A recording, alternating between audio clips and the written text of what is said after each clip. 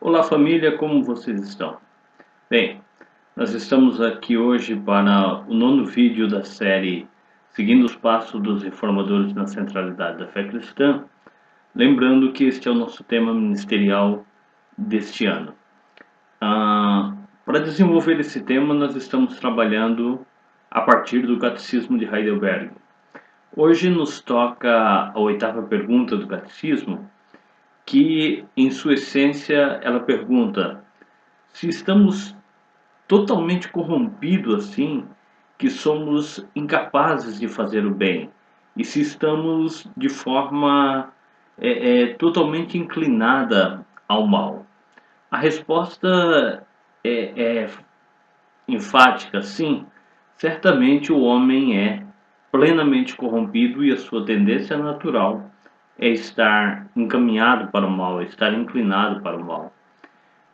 Um olhar no texto bíblico, um olhar lá no primeiro livro da Bíblia, no Gênesis, quando chega no quinto versículo do sexto capítulo, que está no contexto do dilúvio, o relato bíblico nos diz que todas as ações, todos os pensamentos do homem eram inclinados para fazer o mal. O mal havia galopado no meio da humanidade através da descendência cainita, havia galopado na cultura de então e havia se misturado, se colocado junto também com os descendentes de Sete, de maneira que toda a humanidade estava terrivelmente corrompida.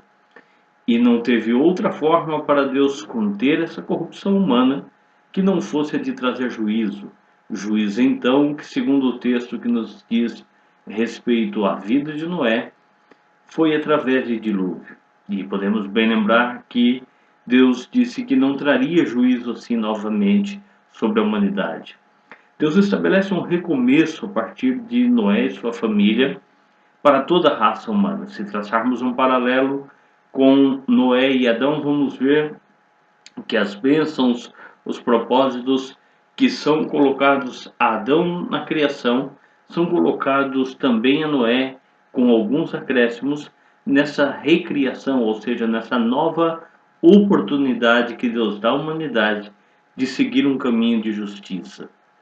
De maneira que o homem, por ter a semente de Adão, em um pouco mais, nós vemos toda uma corrupção de volta estabelecida no seio da humanidade.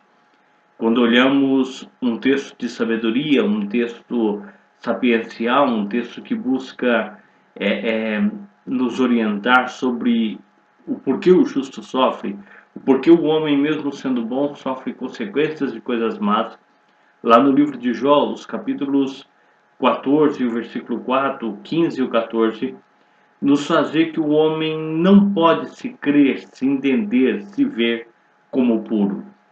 Não é inerente ao homem a pureza desde que ele tem nele a semente de Adão. Tanto que Davi diz: olha, em estado de corrupção, em pecado me gerou minha mãe.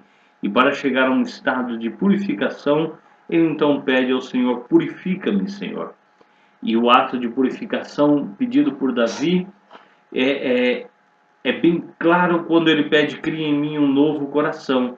E a palavra criar ali é a palavra hebraica bará, que é de uso exclusivo de Deus, ou seja, cria a partir da sua própria essência de Deus em mim um coração puro, porque em mim tudo que for gerado a partir de mim vai ter uma semente da corrupção e não vai conseguir gerar algo puro. Assim sendo, toda a humanidade vive como herdeiro de Adão, debaixo de uma corrupção total da sua perfeita comunhão com Deus, e assim age e atua inclinado para o mal. Todavia, toda a humanidade que vive perdida, em Cristo tem a oportunidade de mudar esse quadro.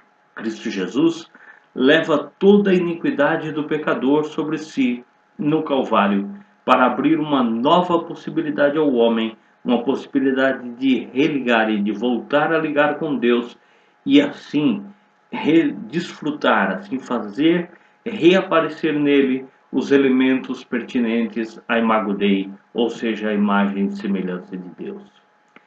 Se nós somos regenerados pelo Espírito de Deus, nós então andamos em um posicionamento, em um caminho distinto desse que está inerente no ser humano, que é herdeiro tão somente de Adão.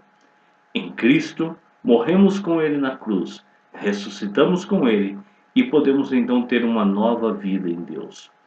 Cristo encaminha o homem a conhecer a necessidade que ele tem de ser puro e que ele só pode chegar a essa pureza nascendo de novo, e ele não pode nascer de novo se não for em Cristo, através de Cristo, e isso ocorre em nós, segundo o texto de João 3, através da palavra e do Espírito. É aí que é gerado em nós a nova vida de Cristo, uma vida que glorifica a Deus, em que a criatura assume o seu real papel de ser elemento de glorificação de Deus aqui nesse contexto que estamos. Assim, necessitamos sempre nos render a Deus.